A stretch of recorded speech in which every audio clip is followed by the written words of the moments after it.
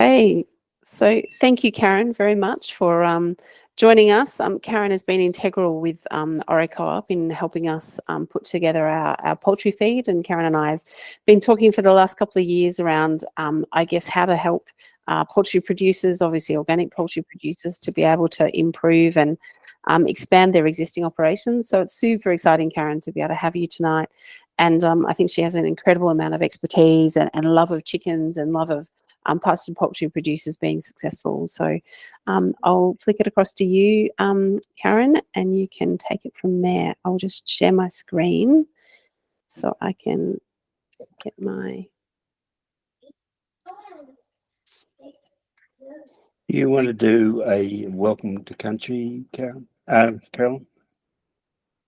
You can do that, Greg, while I'm finding my screen. How does that sound? Thank you for your prompt. I'm honoured to be discussing issues that may encroach on all ancestral lands of the Aboriginal people over Australia and beyond. I acknowledge the first Australians as the traditional custodians of the continent, whose cultures are amongst the oldest living cultures in human history. I pay respect to their collective wisdom they have obtained in walking on and living in this ancient and fragile environment. And as a consequence, I ask that we show due deference in our deliberations of this during our meeting today, and in consideration of their elders past, present and future. Thanks for you. Thanks, Greg. Thanks. So over to you, Karen. Thank you. Thank you for the introduction, Carolyn, and thank you everyone for having me. I'm so super excited to be here. Absolutely love chickens. Love free range, love broilers. I've been in this industry for a long time, over 30 years now, and a poultry nutritionist specifically for 30 years. So seen a lot of changes over the time, and really looking forward to just sort of sharing with you. This is one slide for you only. I haven't, I haven't given a big presentation because I thought we might just do this as a bit of an overview. The idea of feed and nutrition, biosecurity, welfare, health status, it's such a huge topic. We're just going to sort of give you a bit of an overview tonight. We can have a chat about the AI. People will be quite nervous and anxious about that. Where does feed sit into that space? And yeah, and then if you've got any questions, I think we're doing that at the end. So I'm going to focus to start with on, I call it feed security. So if you think of your feed in your cost of production, it's probably, it's getting up to 70% of your costs. And feed is so important. The more that these birds, whether they're a highline or a Lohmann layer or a Ross broiler, genetically, they are just improving so fast. And basically what we're trying to do is just get so much production out of them. The only way we can do that is by feeding them good feed. When we talk, I talk a lot about feed security, and that's only really in the recent years. And probably I go to a conference every 5 years, and we're looking out well ahead on production. So I'm going in November. We're also talking about how do we feed the world and feed our chickens from 2030 to 2035. So we're always quite looking far ahead, and I call it feed security. And I think COVID made us think twice about it. And it's basically, do we have enough ingredients to make our feed? What are the risks for our ingredients? So if you think of the bulk of our feed are grains, wheat, sorghum, barley, that type of thing. We even like lupins, peas, protein sort of grains, crops. What affects that to increase our risk of maybe not having some? We've got drought, we have floods, and each of those, they'll affect the quality, where it might be mouldy, might not. But it also affects, even drought affects the amount of energy in that grain, the amount of protein in there as well. So we're always looking at that. The other thing is with sustainability. If you think of soybean meal, the poultry industry has such a high demand for soybean meal. And that's because out of all the ingredients, proteins, soybean meal is the most digestible for poultry. So we do like it. They like it. There are some other things about soybean meal. Maybe we don't like a little bit about it, but we have a big demand. When we're looking sustainability, which is becoming very important in our industry, we want to move away from soybean meal. So we want to see what else is available. What's available in Australia. So we have that. Then you put the organic lens on top of that, and it's so much harder as well because the volumes are just not there. So I kind of look at that. It's really important for us to be noticing that. A couple of years ago, one of the big droughts we had, we just didn't have enough, mainly protein meals. We didn't have enough to meet our requirements we were doing organic broiler production, and we had to import it from overseas. That wasn't organic. You know, we go through the motions with the certifying body to actually say on a welfare basis, we need to bring this in and we need to feed our birds. So welfare comes first before anything else. And, you know, we got dispensation to do that, but it was very strict requirements and in a short time. So there are ways about it, but if we can do anything possible to make our feed security of ingredients better, we will. Another one is micro ingredients. Some of you might not see those because we don't add them to the feed. They're kind of in premixes or in pellets that you might add. They might be in a mixed bag of feed, but they're so micro. They're the vitamins and the minerals, the feed additives, the enzymes. They're so small in such small inclusions, you kind of might not even know that they're in there. And we need those to get nearly every physiological process in that chicken needs a vitamin. It needs an enzyme. It needs a mineral. They all sort of work interactively. Now, most of those all come from overseas. We don't really have those productions in Australia, and we had a lot of shortages with COVID. So we don't know what we're doing. We're talking about it. We're brainstorming, and we need to know that for the next 50 years that we will have these ingredients available for us. We've already been warned that Q3 and Q4, so the next 6 months, we're going to, with shipping problems, we're going to have tight supply of them. So we're looking at that. What else have we got? Things like currently at the moment, we're working on projects with the University of Queensland, and that's to develop drought stress sorghums. They're also looking at different type of barleys. So there's a lot of research going on, and right there in that space, keeping them going, reminding them of what we need. So we don't need, in one respect, we have the agronomy side who are doing the research, but we are the end user. So we keep reminding them, we turn up to their meetings. We've got a really good relationships going on. Before that, they used to say to poultry, please stay away. They talked to the ruminant people, but poultry was a bit more difficult. So they kind of embraced us, and that's pretty good. So I think feed security, I'm not too worried about it, but we need to be aware of it, and we need to keep putting ourselves out there saying we want these ingredients. If you find a new grower, encourage them. Can you grow a crop that we might be able to use? And Carolyn's right on this. That's one of her projects that she's doing to see, alternating different crops is great for the soil as well. So it's a little bit of education, a little bit of begging, a little bit of, two-way win-win for both parties to see if we can do that. That's feed security. And just thinking about feed nutrition now, there's a couple of parts to it. And the first one would be like, I just say nutrients required. What nutrients does that chicken require? And that will depend on its age, on its reproductive status, on its health status, male or female.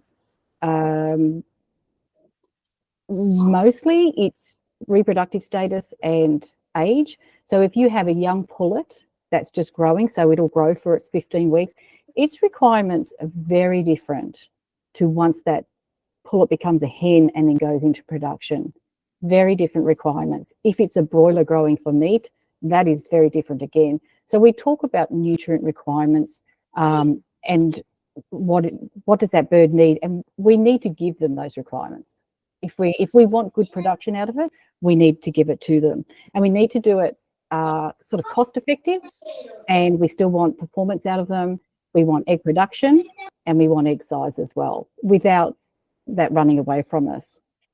The second part to this is nutrient intake, and this is one that's sometimes forgotten about because if you're going into like cage laying, then we feed a feed allocation to them. So we say, okay, you're in a cage, you need 115 grams of this feed today, and we can do that, and we can measure that out quite easily.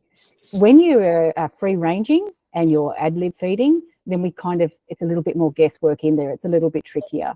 Can still be done, can still get great performance, beautiful, healthy chickens out there. The other thing that we have to do, when I said before about nutrient required, I forgot to mention when they're out, nutrient requirements increase. So when I go out onto the farms and I'm looking at these beautiful hens and they're running across the paddock, everyone's saying how wonderful. I'm dying inside because you're wasting my energy. You're using up all my energy. And I'm like, oh. And then I have to think to myself, how do I measure how much energy you're using? Because I have to then add that back into the feed. And I find for myself, that's the trickiest thing, but I absolutely love it. And I have to keep a smile on my face. And really, I'm just like, stop running, like, you know, put that energy into egg production, please. So there's a few, I like it because it's challenging and it keeps me learning, but I've got to try and work out what this hen's doing and what it sort of needs. So the nutrient intake, often when I ask people, they don't know what it is. It's a little bit tricky. You've sort of got to weigh out your feed over a certain period of time, whether you do it over a week or between deliveries. But if you can get and then number of hens eating it, do your calculation. If you can get it as close as you possibly can, then we can adjust things depending on whether if you've got production you're happy with, that's great. But if you had a few little niggles where you might want to do better in production, kind of need to know that feed intake. And that'll be the first question I ask you. Do you know how much the bird's eating? Kind of not guessing. So if you think of, you've got your pullet, she's grown 15 weeks. So her reproductive system develops more around that 15 to 17 weeks. We need that developed. She gets either transferred on your property or she comes in as point of lay. She's only going to be eating around about 70 to 80 grams of feed. And it's your job to try and get her as quickly as you can up to eating around about 110, 115 grams, as quick as you can get her to do that. Lomond bird, she's a little bit finicker, but in rare, we're really teaching her how to eat. Highline bird, she'll just come in and eat. But the Lomond sounds a bit funny, but you actually have to teach that pullet from a young pullet how to eat feed. And then as you're coming into peak lay, as she gets a bit older, she'll be going to about 125 grams. And then, you know, when she's 50 odd weeks or so, she should be up around about that 140 grams of feed. So we're kind of saying we got 70, 80 grams. As she gets older and she eats and she starts to produce, then she should be up around about that 130 to 140 type thing. And that'll all change according to different places. Some of you are on some really cold properties. She's going to need to eat more just to keep her maintenance heat level meeting. So she will always put into maintenance first, and that's maintaining all her physiological processes going in her body, maintaining feather, maintaining her warmth, maintaining her temperature. Whatever then she has left, she'll pop that into egg production. So we need to make sure there's enough to meet both of those requirements. And, you know, we've got that down pretty well. When you go free range, it's a little bit harder simply because they're so active as well. The third part is just nutrients. So you heard me talk about nutrients. Nutrients, I just mean like carbohydrates, sugars, energy, usually comes from grain, also comes from fats and oils. We talk about protein and amino acids. So protein sits here, and all these combinations of different amino acids make up different proteins. We talk about fatty acids, we talk about vitamins, minerals, and the super one, which people forget is actually a nutrient, is water. So really critical. So they're just the nutrients, and we put all that together. My job is to take all of that and pretty much make a recipe for you. I'll tell you now, I cannot cook human food. Disaster in the kitchen. I'm not even allowed in the kitchen. I will start cooking and smoke alarms will go off because I'll have walked outside and I'm like, oh, the horses look good. So I'll go for a wander.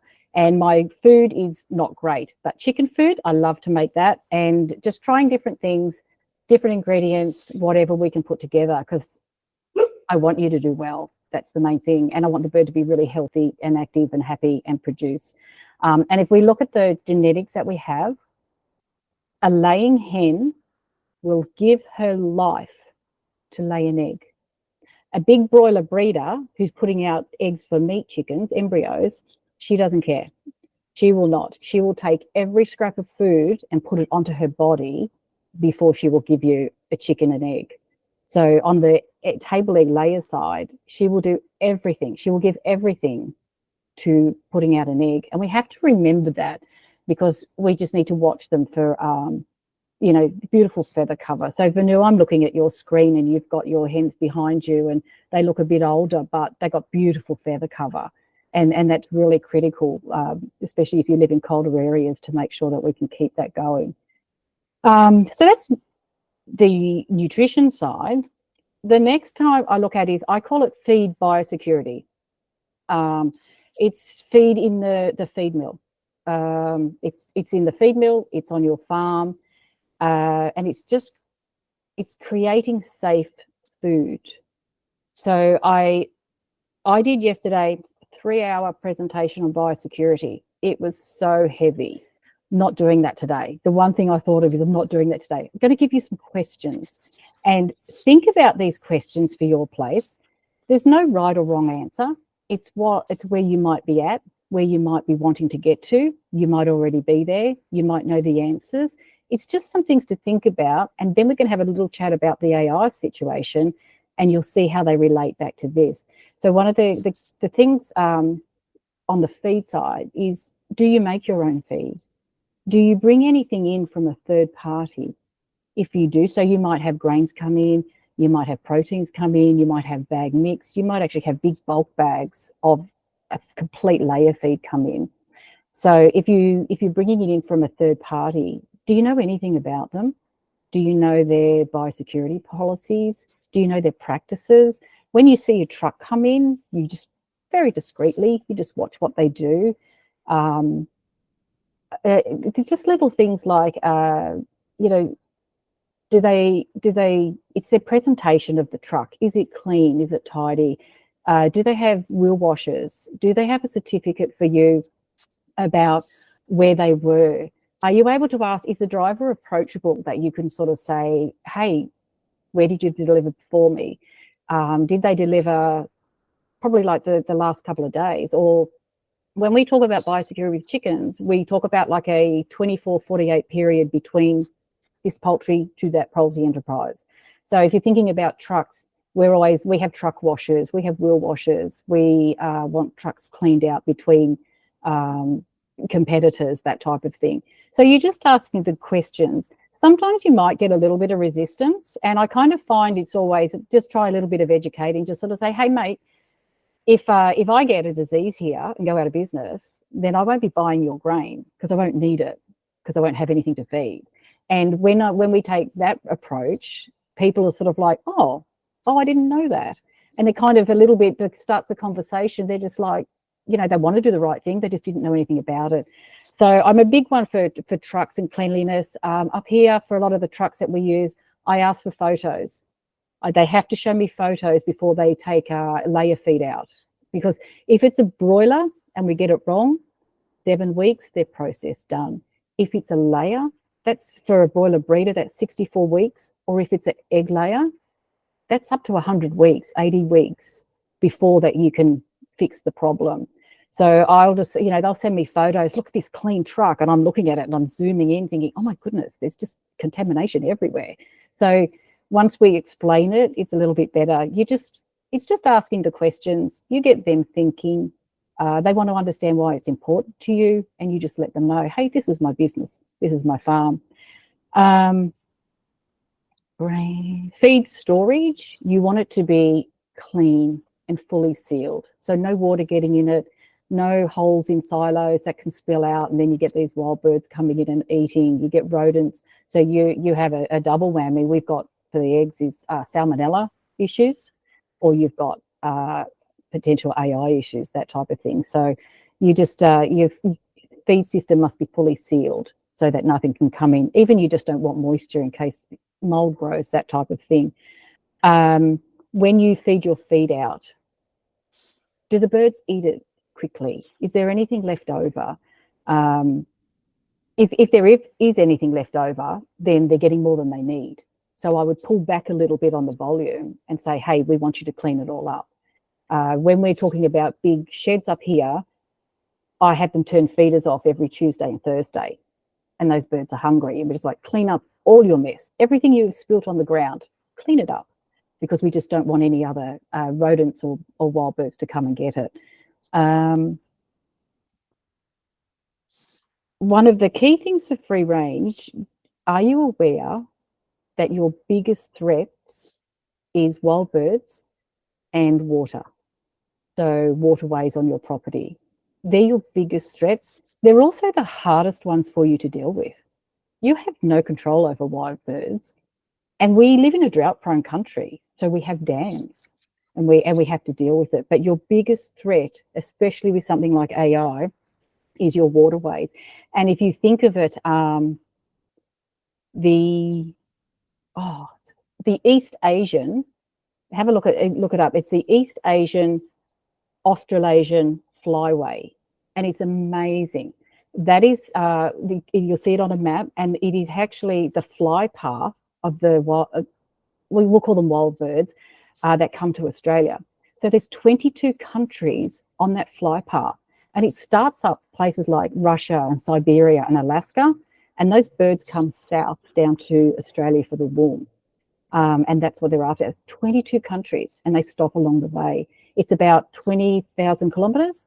They come down here, they replenish their body stores because they were up north, they were breeding, so replenishment, and then they fly all the way back, and they do it again each year.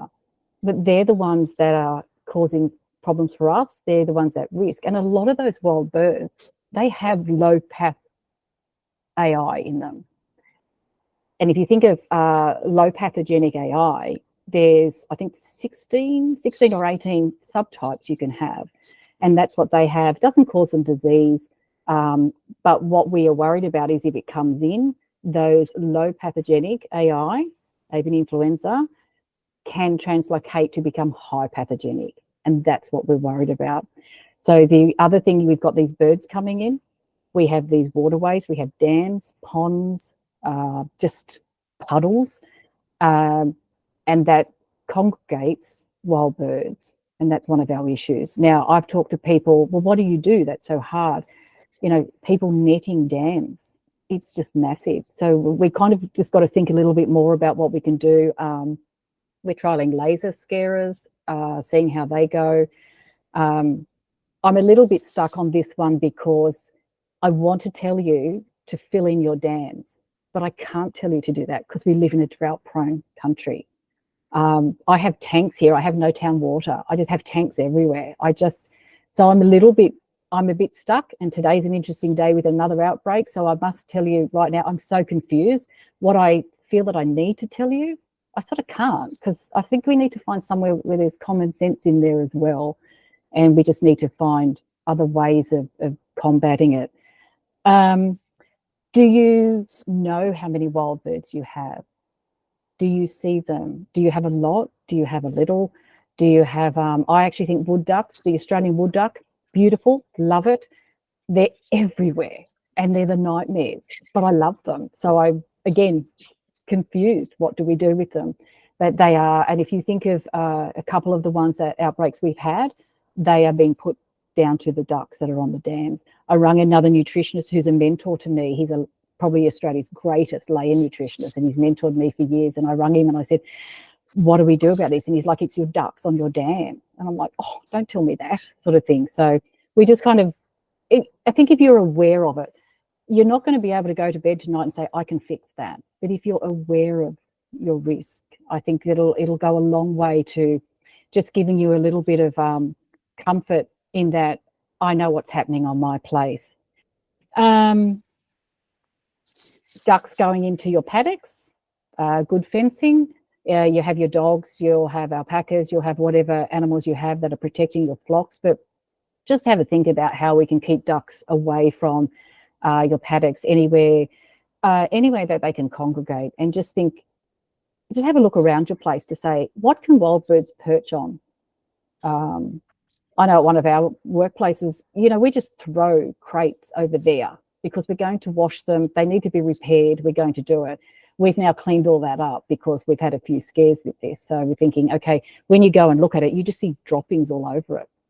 supposedly there are no birds around, but we can see that. So it's just sort of just walk around your place while you're, the next time you're just doing it, and just have a look around and see, goodness, what might be risk for us? What might be sort of increasing my risk here? And is it easy enough that I can just fix it and move it away? This one's a really interesting one, especially when I'm talking to, family businesses and family farms. But do you know who's coming onto your farm? Do you know exactly who's? Do you know how often? It can be family, staff, your kids coming to visit. One of the things in biosecurity yesterday I sort of said is you need to have a parking area outside of your premises. Well, really, who can do that? So if we can't do that, what else can we do? It could be something as easy as, I like wheel washers. I use wheel washers all the time. Disinfectant. It can be as simple as, again, I have no town water and I don't have electricity running to my front gate. I don't have chickens here because I'm not allowed to, but I was sort of thinking if I did, what would my place look like? So the things like it's having a backpack at the front gate. If someone's coming, just squirt, just clean your wheels. It could be like a 1,000 litre IBC with disinfectant and a garden hose that you can use. So just have a think about who's coming onto your place. It could be the repairman, could be the electricity person, could be someone trying to fix some of your machinery. Where have they been? Make it a habit. Okay, great, thank you. Just want to check, where were you last? Did you go to a poultry farm, or were you working in a building, sort of thing? It's just being aware. And unfortunately, if anybody experiences this AI break, the first thing you're going to be asked is, show me the record of people movement. Like, keep a track of it. But even if it's for yourself, just keep track of who's coming and what that means for you. But sometimes you don't have to have amazing, great, big, expensive machinery or different things. You can just have a backpack and a spray pack or something, just to make your place better risk.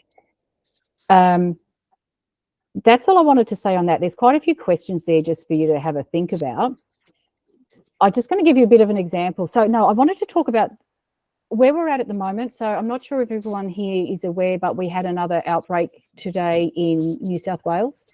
I'm probably aware that maybe some people here on tonight are experiencing the outbreak. Maybe you're in the control zone or the restricted zone.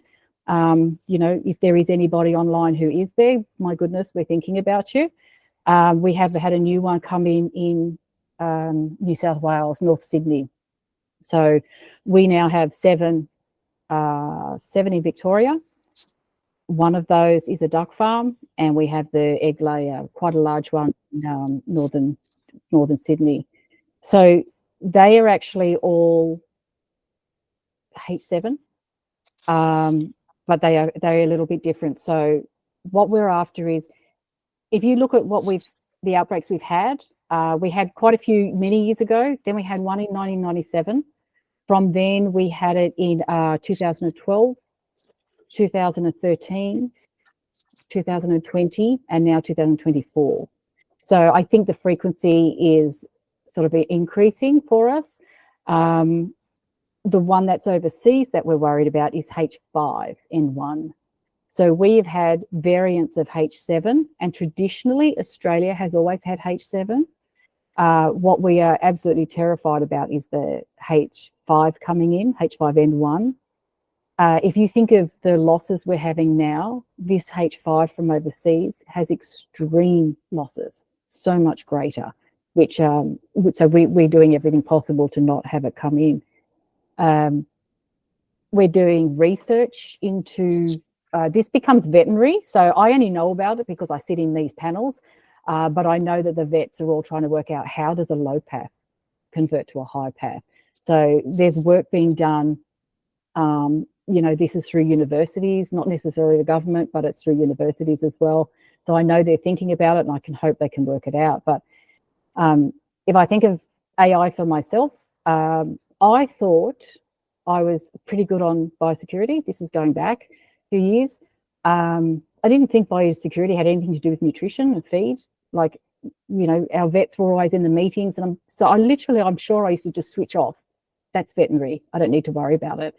Thought I was pretty good. I would rock up to farms. I'd either wear PPE, I would do my tires with a disinfectant, I'd sign the visitor's log, use the hand sanitizers. I thought I did everything right. And then in 2013, the big outbreak was my biggest layer client. And it was just pretty horrific. So they were cage layers and free range layers. They were some of the earliest in the integrators who went free range, and they did that because they could see that that's where the market was going. 10 kilometres away, they also sell external feed, and they make really good layer feed. So they sell that out to a lot of layer clients. So 10 kilometres away is another one of my little clients, and they put their feed to them. So we are pretty sure it was a wild duck on the smaller farm that infected the farm. The feed truck came and delivered it. Let's remember that AI has a 14-day incubation period. So we need to sort of remember that. So there were no symptoms at all. And sometimes with AI, you don't get symptoms. You just come in and there's mortality. So you don't kind of get a warning. So we talk about the symptoms. So, you know, they get tremors because it's a neurological. They get the puffy eyes. They get the swollen head. Sometimes you don't see that. It's so sudden. Anyway, we had the high. We had H7N2. We did high mortalities, and that place literally we culled everything. Everything was gone. It's not until you go through it and you just realize the impact, and it's the impact on the business, the families, the staff, mental health. It goes on and on and on. That company basically had 3 months. So Victorian government did an update, half-hour webinar today, and I jumped onto it, and they were talking about realistically, they say it's 80 days. So you'll be down 80 days from when you've been disinfected. There were different options in the avian influenza response plan. There are 3 different options you can take, but the chief vet said today, she said, realistically, it's 80 days that you shut down. So these people, this big business lost their cash flow, lost their customers, lost their market, lost everything.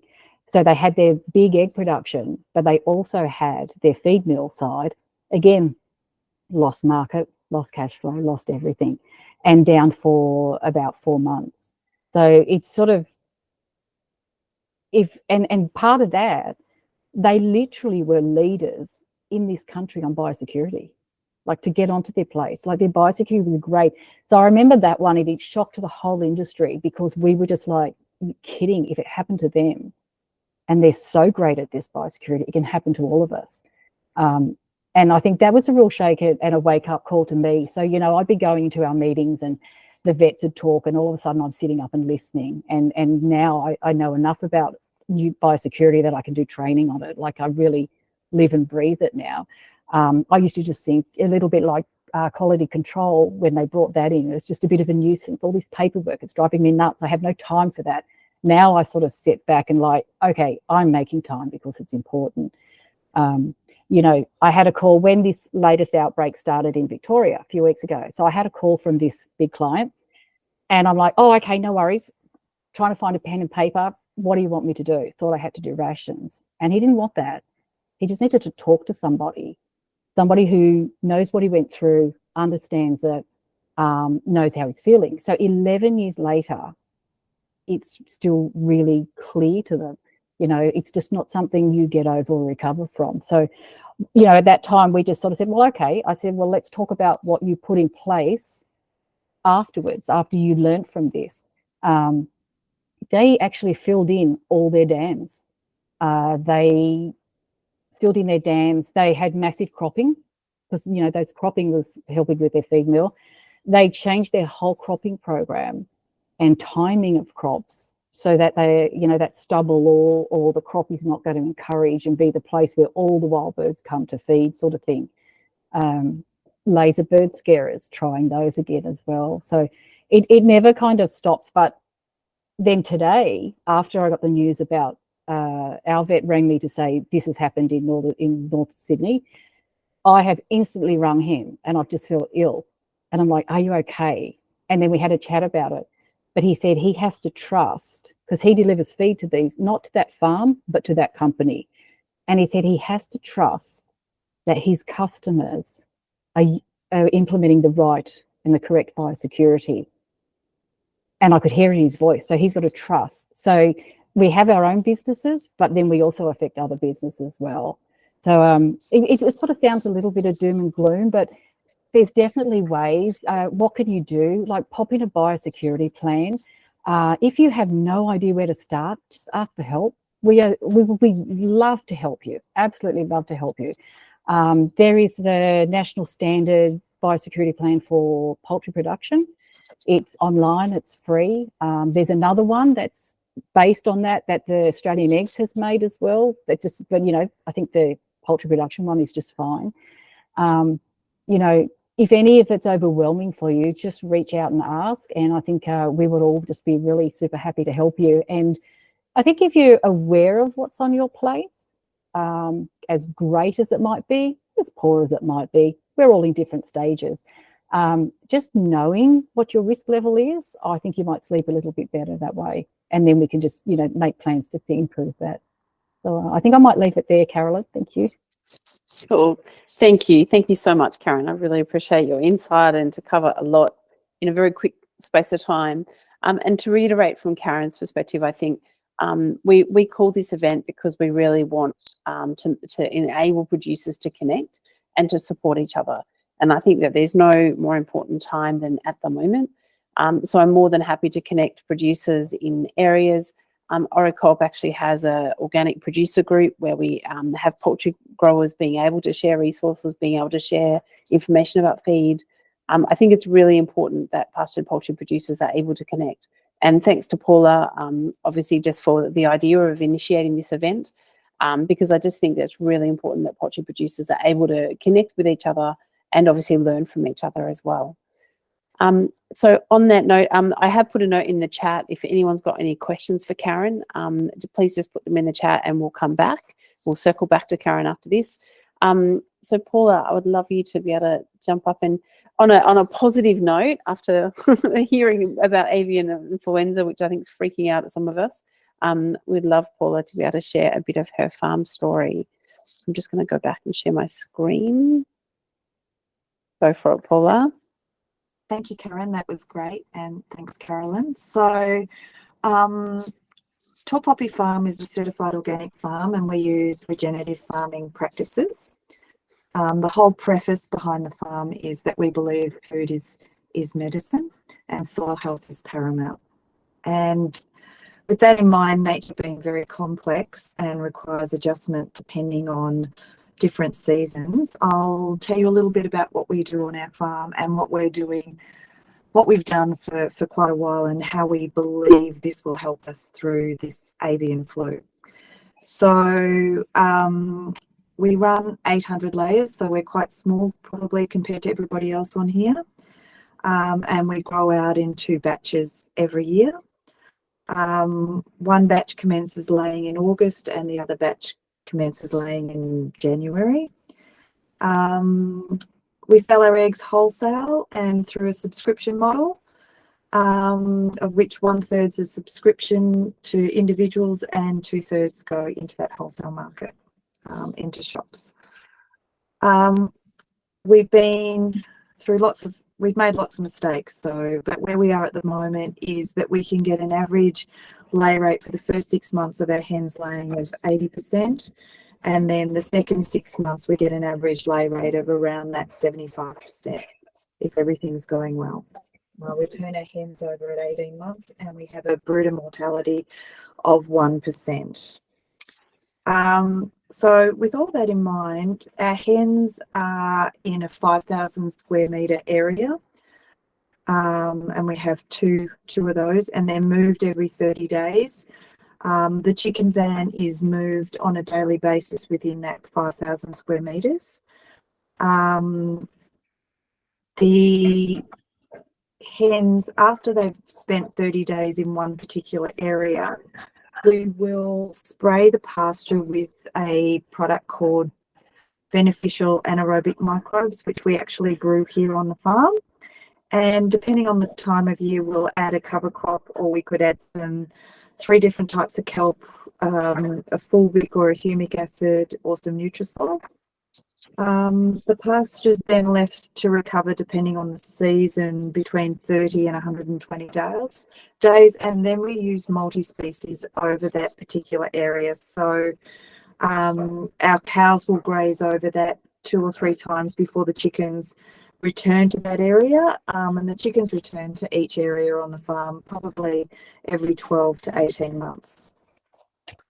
So the other things that we do for our hens is that we do a 4-day fermented food, and that's one of the pictures that you can see there, and we feed that out straight away in the morning. We like to get it out before 10 a.m. in the morning, and we've noticed that there's quite a difference between the earlier that it goes out the next day or 2, the more eggs you get. The later it goes out, the less eggs you get, and I can't really explain what that is, other than I suppose they're getting their nutrition early in the morning. So we make it a practice that fermented food is fed out before 10 a.m. in the morning, and we ferment that for 4 days, and it's a mixture of wheat and peas, organic wheat and peas, and it makes up about 36% of the chicken's daily intake. And basically the chickens will eat that it's gone within 5 minutes approximately. So we know that fermented food improves their gut health. It helps them, especially on warm days, with water intake. It means that they're getting, because the wheat's got quite a bit of, and the peas have got quite a bit of water, that you're actually getting quite a bit of water into them. We've found that it helps naturally keep the egg yolk quite orange all year round. We don't seem to have a big we have fluctuations in our egg yolk colour, but not significant like we used to before we started doing the fermented food. I'm happy to answer any questions about the fermented food. We keep it, all of our water that we use is all filtered water. It's all tank water, all filtered, that our chickens drink through drippers, and that's the same water that we use into the fermented food, and that's kept inside so that no wild animals can get on that. In addition, we've used some practices that we've taken from our cattle, and that is that we want our chickens to be in an alkaline state, because we know that if any animal that's in an alkaline state is less susceptible to disease. And we had a really surprising thing this year, which I'll get to, which we're very excited about, and so what we do is all of our hens are fed. So our hens are in batches of 400. So 20 litres of water, and we give 1 litre of apple cider vinegar 3 times a week in a separate water. So not in their actual water that they're drinking every day. It's in a separate water, and that water will be gone depending on the time of year, but it's generally, in summer it'll be gone within an hour. In winter it's gone within 3 hours, and the hens will take all of that. And one of the big things that we noted this year was that with this new protocol of feeding the apple cider vinegar at quite a high dose, from 16 weeks, we had one van did not have any red mites at all. And I was looking for them because the other van did have red mites. And the other van that the hens had the apple cider vinegar from 16 weeks didn't have any mites. So we're pretty excited about that, and we're hoping that we'll be repeating that. So that's 400 birds, 20 litres of water with 1 litre of apple cider vinegar 3 times a week. It has to be the natural apple cider vinegar that's got all the gut health things in it. So that's the things that we do. And yes, we have biosecurity. We also produce wine, so we have people coming to the cellar door. We've implemented a foot bath at our cellar door, and we have a virtual tour of the farm, so no one's allowed to leave the cellar door area either. But I think that multi-species and also the multi-species cover crop going into the pasture really helps the soil health, and that 12 to 18 months break before the hens go back onto the land means that the lambs had lots of time out in the sun to rest and be ready. Anyway, that's all I have to say. Happy to answer any questions. And I'm sure Karen will say I'm doing something wrong. I'm trying to unmute. No, I love what you're doing, you know, because we talk about it a lot, but I love your apple cider vinegar, but I like your fermented grain. I think that's fantastic. Yeah. And I think the birds are telling you they love that too. Yeah. Yeah. Yeah. No, exactly. And I just wanted to show, sorry, just the second slide. Sorry, Paula, we didn't quite time the videos with your, it's hard because I can't see you while I'm sharing my screen. So okay. So this is the fermented food. And this is just to give you an idea of what the fermented food actually looks like in the bucket. So you can see there, so it's quite sprouted when it goes out to the hens. And that's from 4 days. Look, in winter time, you don't get as big a sprout as that, but as long as you can see that you've got a sprout on that wheat and on the peas. And they like that fiber type. So there's two things with it. With the fermentation, you've already started the digestion process. So by the time they intake it, their body doesn't have to, in their crop, they don't have to actually be doing all the work because you've already started that process for them. But when it sprouts, they do like that extra. It's much more attractive than having just a grain to eat as well. Yeah, yeah. And they won't touch a dry grain. They want it fermented. They're quite fussy now. You have to carry those, Karen, sorry, Paula, you've got to carry those heavy buckets for many years to come now. Absolutely. Karen, there's a whole stack of questions down here. So I'm wondering if you can read through some of them while Venu's talking. And then can you see them down the right-hand side on the chat there? Yep, so you can read through those. Venu's going to present. And then we're just going to choose a couple of the questions that we think is most relevant to the conversation at the moment. And then what I'll do is actually ask Karen to answer the other questions, and we can send an email back to those that have asked those questions. Just so I'm just aware of the time, it is 6:30 and we're aiming to finish by 6:30.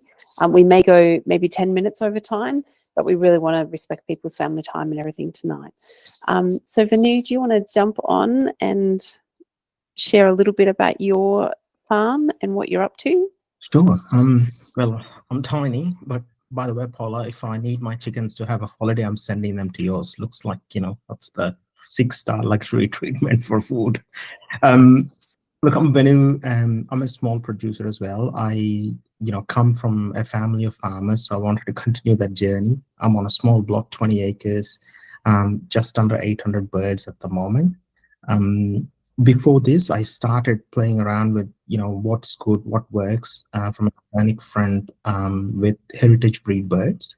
So a couple of things that I've learned from that. I've tried everything, homeopathy, Ayurveda, you name it, I've tried all of them.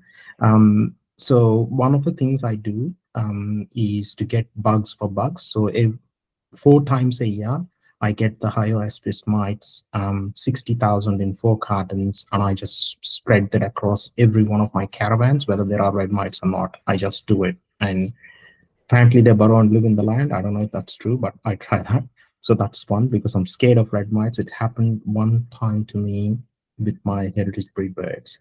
The second one, obviously, apple cider vinegar with garlic. So we use that. I directly add it to my RBC tanks every 15 days. But I spoke to Paula about a month ago. She gave me her routine. So I'm following that now from an AI perspective. Obviously, she's scared of it. Then we use kelp. We use that we do the certified organic kelp once a month in the drum. and they drink that off of the nipple drinkers early in the morning, and then it's gone, and then we just continue drinking the normal stuff. Apart from that, feed. Carolyn knows me. I've been hounding her for 2 years now. As a small farmer, I just want to talk about the challenges. Look, I'm not as experienced as all of you with the feed and all these little bits and pieces. I'm learning from everybody. I annoyed a lot of people. Some of them probably are on this call over the last 2 years. So one thing for me is, for a small producer like me, it was almost close to shutting shop because the feed cost was just horrendous. Just to get a tail grade truck to my farm, I pay an extra $55 per ton, as an example. So if I deliver 5 tons, that's another $300 plus that's gone out of my pocket. So I'm really happy that Karen, you're involved in this. Carolyn, every one of you are doing something about it. So that's one issue. The second one, without markets, I would have died as well. So to get into the markets, I had to fight helter skelter. And I'm in 8 markets now. That has really changed the outlook of my business and where it's going. I'm pretty passionate, I guess, in terms of what's possible in that sphere. I.e., would there be a time and place where markets are going to have one stall where small farmers come in and they'll all have their eggs, maybe, so people can understand what the brand is and what goes on. For me, I'm a techie by trade. I work full time, so I am really keen on temperature of the water. We play music to all our chickens, and that's our differentiation. 24/7, we've set up every caravan with all the bits that is required to help them listen to music. There's obviously a lot of research done. I'm not new in this field. And then I'm starting to add things like, what's the water temp like? What's the temp inside the caravans like? What's going on? These are bits that I want to understand and collect data on, just from the perspective of, because I'm not going to be there all time. I want to understand some of the data to help me make better decisions. I am certified organic just for the land. All our input since we started has been all organic. The only land, because I don't have the ability to grow them from day one. So that's another challenge. I'm looking for somebody to grow the birds for me from day one so that they can be certified organic and they come into our system. Hopefully that's for the future. So for a small producer like me, those are the challenges, not, with little land, not being able to grow the birds from day one certified organic, feed cost being a huge issue. And then finally taking the product to market and making enough margin. So with the feed coming up now, with what Carolyn is doing, hopefully that will change the game for a lot more people. And I'm hoping a lot more organic producers are going to be doing eggs, I guess. So apart from that, a lot of the stuff that is being talked about, I learned from people. So I just follow those and pray to God that things are going to be well. Right now, the one thing that I am looking at from a dam perspective is, in LA, they have put in these black, horrible plastic balls in water to stop evaporation. And I'm thinking maybe we buy a shit ton of them and cover our dam. And then hopefully that'll stop the ducks from coming, because we do have a lot of the wood ducks. No, you're not going to make me sleep tonight, Karen, because there's so many of them around us. So yeah, they're everywhere. So I'll stop. That's it. Thank you, Venu. Thank you. It's awesome to hear your story. And I just wanted to cover off on a couple of things. I guess from ORICoop's perspective, people talked about an industry body. I don't believe, Karen, that there is an industry body for pastured poultry producers nationally or state-based. No, there's just the free range, like FreePar, that's all. Yep. Yeah, but not really, that's free range, but not necessarily the way you're doing free range, like pasture. Yeah. Yep. And so ORICoop obviously is an organic producer cooperative. We have producer members across the whole country. We have a lot of producers that are certified organic, like both Paola and Venu are. We also have producers that are in transition or that are getting their heads around becoming organic. So I guess we would encourage people to become part of ORICoop. Obviously, we are definitely watching very closely what's happening in Victoria. We have a biosecurity task force as part of ORICoop, and that covers things like fruit fly, fire ants. Greg, who's on the call, is our organic expert with regard to lobbying state governments around making sure that organic producers are considered in I guess, in the treatments that are used for these different risks, to ensure that organic producers aren't put out of the business in the process. And fire ants is a really good example where it can actually be treated directly on the farm rather than being put out of an aeroplane with pallets, which basically would put organic producers out of business. So I guess we would encourage people to become to become a member of ORICoop. We also are working on an insurance product, which Paula can probably tell people a little bit more about. But unfortunately, with the insurance, our understanding is that once something is registered as an infectious disease, most insurance policies are null and void around business loss, unfortunately. But we are working on something that we hope that we'll be able to mitigate some of that risk around potential losses over the, in the future. Unfortunately, as the outbreak was released, basically all the insurance companies embargoed any further policies. So if you didn't currently have business insurance, you basically couldn't get it from that day on. So if anyone wants to hear more about insurance, please drop us a line. We've got a specialist insurance organisation that we work really closely with, and they're actually designing tailored insurance products really around different areas of organic production systems that have identified risks and that current policies just don't really address. So just to touch on quickly, just the poultry feed, just ORICoop, obviously, as Venu said, we've been designing and putting together the ideas around organic poultry feed, specifically around southern producers, so that a lot of the grains are actually grown in southern Victoria or southern New South Wales, really because most of the organic feeds in Australia currently come from Queensland, even though quite a significant amount of the grain is actually grown in New South Wales or Victoria, shipped up to Queensland and then brought all the way back down again. And so we think that's ridiculous. It's been a very complex process. Venu has been incredibly patient.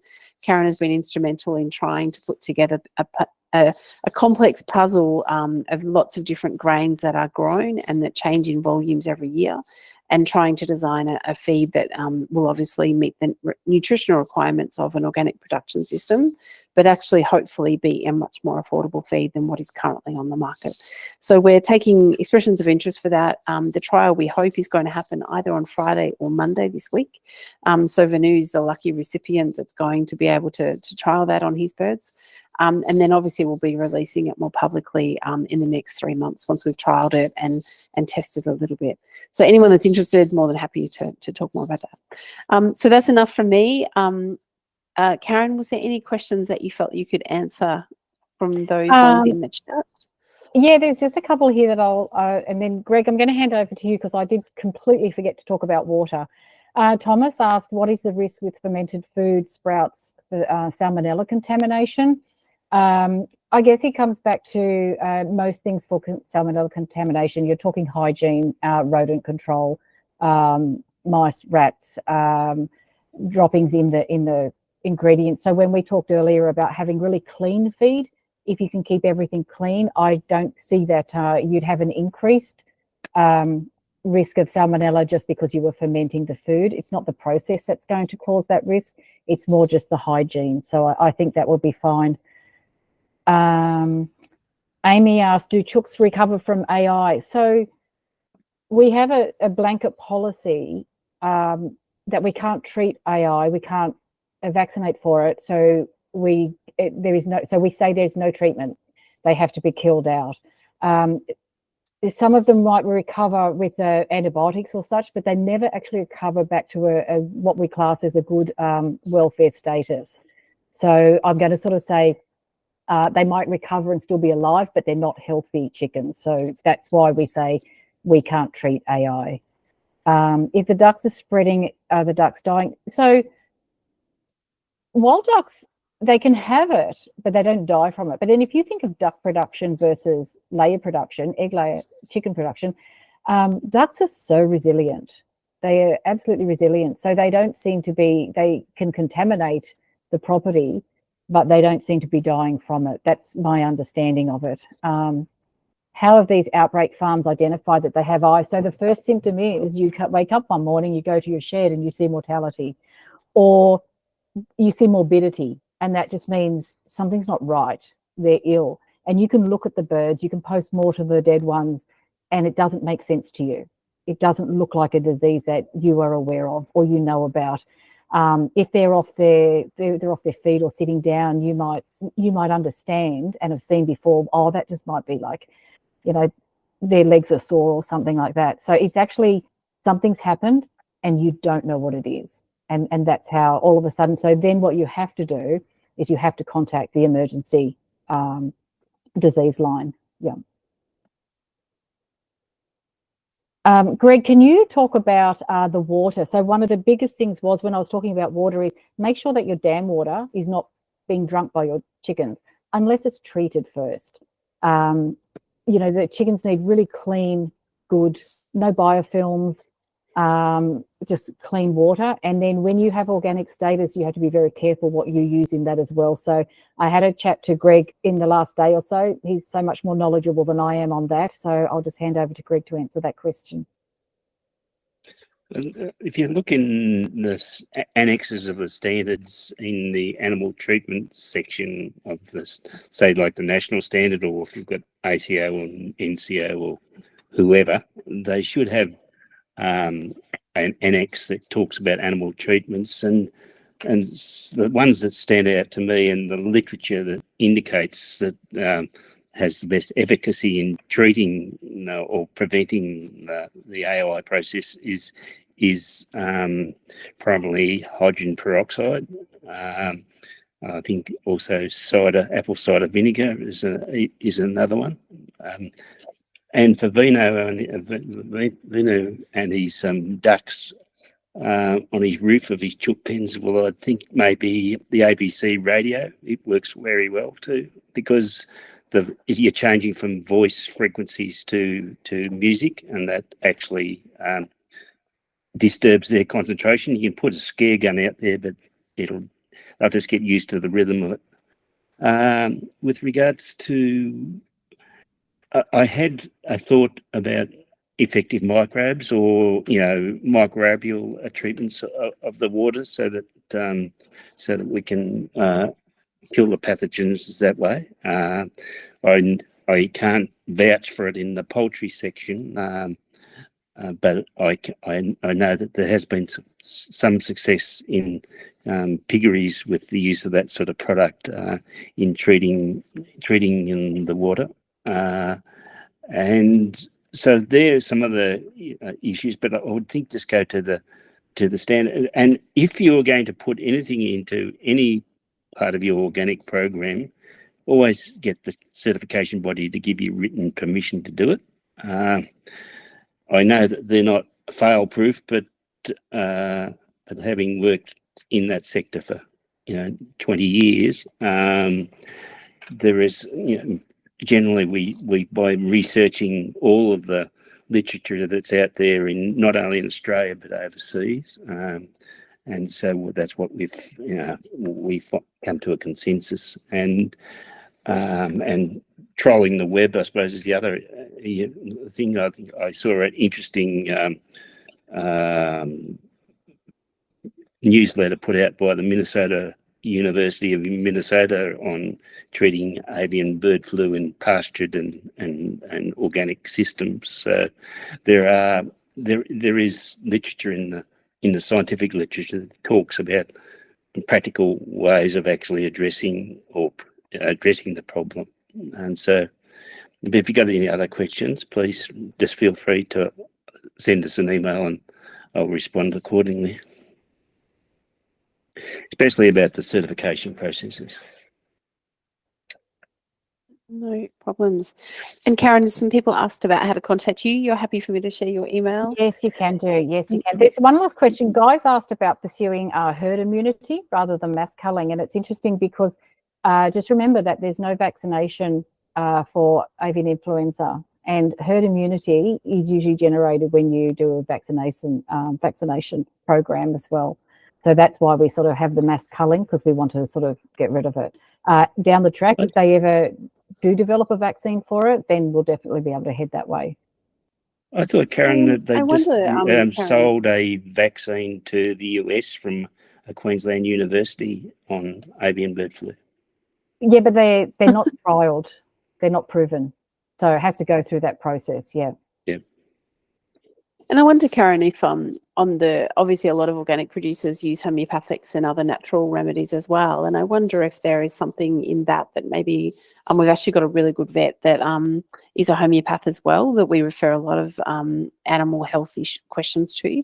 And it might be something that I might ask her about, because there might be a remedy that they've got kind of in motion around the avian flu. Absolutely. And if you think of the homeopathy, it's what you're doing is making a really robust bird. So I guess even if the more robust and healthy that bird is, then the better it stands at meeting a challenge and sort of surviving that challenge as well. So definitely worth following that up. Yep. Cool. No problems. Well, thank you so much, everybody. Thank you for attending, staying a little bit later. And thank you particularly to Karen. Thank you to Paola and to Venu for sharing your stories. And I just wanted to acknowledge both NASA and Organic Industries Australia, who are both Australian organic industry bodies, both obviously really concerned about avian flu, and they're both really concerned that we obviously advocate for producers to be able to be fully informed, and obviously to be able to be proactive about it as well. So I just want to acknowledge their support of the event. We would like to be able to run another event. So based on people's feedback of this event, we might shoot you around a survey, if you don't mind, just telling us what you'd like to see in the future. I know Paula and I have talked about running an event around the financial side of it. We did have a couple of questions around, getting into the financials, which we don't have time for tonight. But I think it'd be really good to do another event in the future once we're past this avian situation. I think it would be really good to be able to do that. So keep in tune with that, and thank you very much, everyone.